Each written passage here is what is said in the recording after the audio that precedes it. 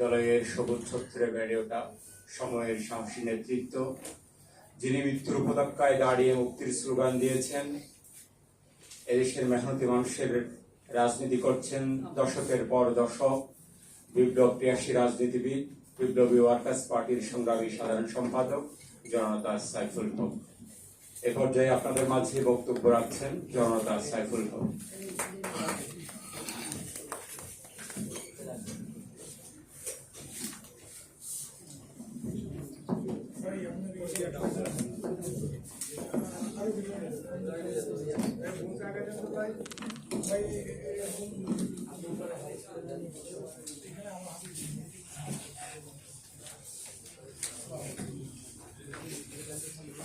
বন্ধুগণ,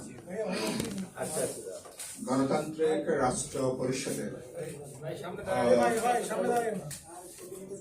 উদ্যোগে আজকে এই গুরুত্বপূর্ণ আলোচনা সভার প্রিয়ভাজন সভাপতি, গণতান্ত্রিক রাষ্ট্র পরিষদের সংগ্রামী শেখ আব্দুল নূর, সদস্য সচিব যারা আলোচনা ইতিমধ্যে করলেন, আমাদের বিশিষ্ট কবি, প্রেস ক্লাবের সভাপতি হাসান হাফিজ, তার তারা থাকায় তিনি চলে গেছেন, বিশিষ্ট অর্থনীতিবিদ,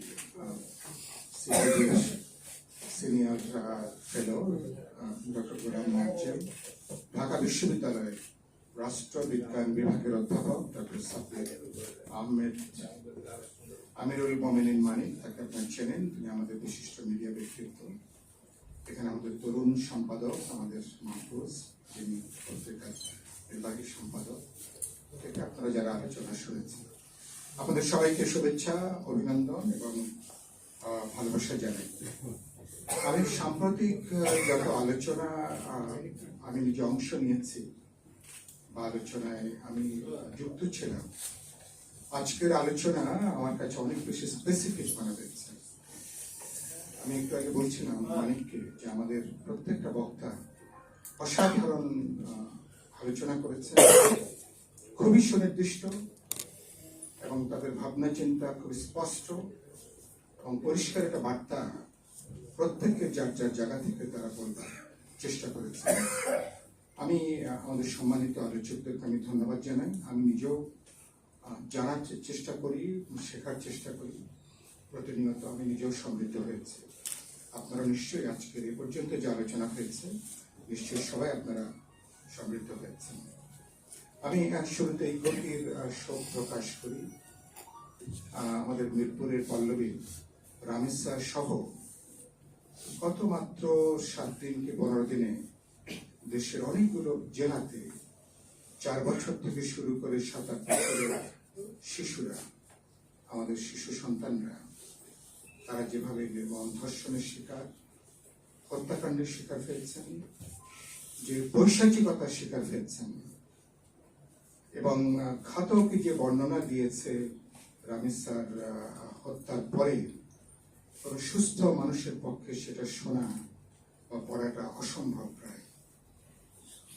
রামেশ স্যার লাশ আবিষ্কার করা হয়েছে, মাথাটা ছাড়া, হাত একখানে, পা একখানে। কি উল্লাস, কি বিভৎসতা! আমরা এসব শুনতাম মধ্যযুগীয় বর্বরতা, মাঝে মধ্যে আমরা বলি।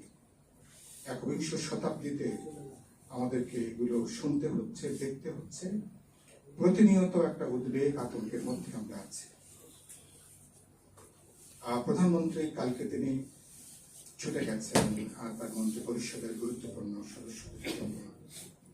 একই দিন গভীর রাত পর্যন্ত চলেছে চট্টগ্রামে ধর্ষণের যত অভিযুক্ত, তাকে গ্রেফতার করার পরে তাকে ছাড়িয়ে আনার জন্য ওখানকার মানুষজনের সাথে পুলিশ এবং বিভিন্ন বাহিনীর ধাওয়া পাল্টা ধাওয়া। কালকে গভীর রাত পর্যন্ত মিডিয়াগুলো সচিত্র সেটা তারা দেখিয়েছে। খুবই ভয়াবহ একটা দৃশ্যপট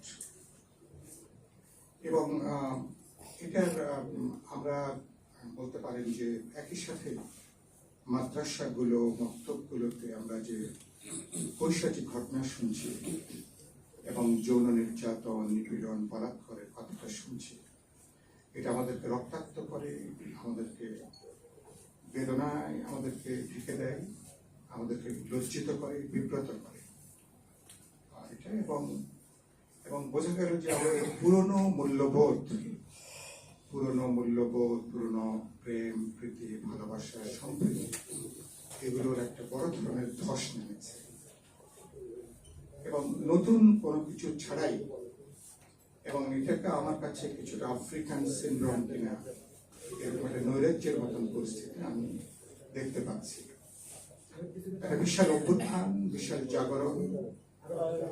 12 ফেব্রুয়ারি নির্বাচন, একটা জননন্দিত সরকার তারা ক্ষমতা এসছেন, জনপ্রিয়তা নিয়ে তারা ক্ষমতা এসছেন। এরকম একটা নির্বাচিত সরকারের আমলে বারবার যারা ঘোষণা দিচ্ছেন যে মব তারা দেখতে চান না, মব সন্ত্রাস তারা বন্ধ করবেন, তারপরে এটা ধারাবাহিকভাবে প্রায় মহামারীর মতন করে এটা অব্যাহত আছে। তো সরকার তো নিশ্চয়ই আমরা চাইব যে উদ্যোগ নেবেন, তাৎক্ষণিক ব্যবস্থা গ্রহণ করবেন। সবচেয়ে গুরুত্বপূর্ণ মনে করি সামাজিক প্রতিবাদ, সামাজিক প্রতিরোধ, সাংস্কৃতিক নির্মাণ। আমার কন্যা একটা বিশ্ববিদ্যালয়ে ও নৃবিজ্ঞান পড়ায়, অনেকে জানেন। কালকে রাত্রেবেলা আমরা আলাপ করছিলাম গভীর রাত পর্যন্ত বাপিটি। এটা কি মনস্তত্ত্ব, এটা কি মনস্তত্ত্ব? এই যে 7 বছরের বাচ্চা, আপনার যে কেউ দেখলে মায়ের মমতায় বুকটা ভরে উঠবে। আগের দিন কোনো অভিভাবক পিতা মাতার সম্ভবত অনেকেই ঘুমাতে পারেনি স্বস্তিতে এই খবর দেখার পরে। চোখের পানি রাখা অনেকের জন্য খুবই কঠিন এরকম একটা পরিস্থিতি। নির্বাচিত সরকারের আমলে এই ধরনের কোনো ঘটনা আমরা এখন তো আমরা অবশ্যই আমরা দেখতে চাইব না। প্রশাসনিক উদ্যোগের পাশাপাশি আইন শৃঙ্খলা রক্ষাকারী তিনি বাহিনীকে উদ্যোগ নেবেন, তার পাশাপাশি, এবং যেটা আমরা সবাই বলি বিচারহীনতার সংস্কৃতি আমরা বলছি, তো সেটা বাস্তবে কতটা সরাসরি বিচার করা যাবে? কেবলমাত্র কজনকে শাস্তি দিলে কি এই সংকট থেকে বেরোতে পারবো? একটা গভীর আদর্শিক জায়গা আছে, সাংস্কৃতিক জায়গা আছে, রাজনৈতিক জায়গা আছে। যে কোনো অবরুদ্ধ সমাজ এই ধরনের নানা বিকৃতি, নানা বিকার, এটা পৃথিবীর বহু দেশের একই ধরনের অভিজ্ঞতা। এখানে রাষ্ট্রবিজ্ঞান অধ্যাপক আছেন, গবেষকরা আছেন, সমাজ নিজেরা চিন্তা করেন, আপনারা অনেকে আছেন। একটা সামগ্রিক উদ্যোগের দরকার। শুধুমাত্র কতজন ঘাতকের বিরুদ্ধে ব্যবস্থা নিলেই এ থেকে আমরা বেরিয়ে আসতে পারবো না। গভীর চিন্তা মানে এখানে খুবই প্রয়োজন হবে। আরেকটা দেখবেন, এই ধর্ষণ হত্যাকাণ্ডের সাথে দারিদ্র্যের একটা সম্পর্ক আছে।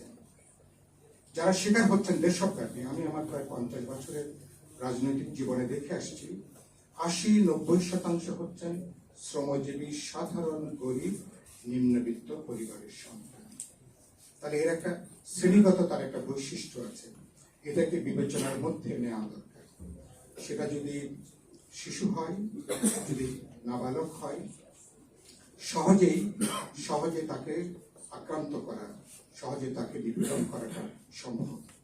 আমার মনে আছে কুমিল্লার ক্যান্টনমেন্টে যখন তনুর ধর্ষণ হলো, তনুর যখন অপরাধীরা গ্রেপ্তার হলো না, তনুর বাবা চিৎকার করে বলছেন, আমি গরিব বলে কি আমার মেয়ের কি ধর্ষণকারীরা গ্রেপ্তার হবে না?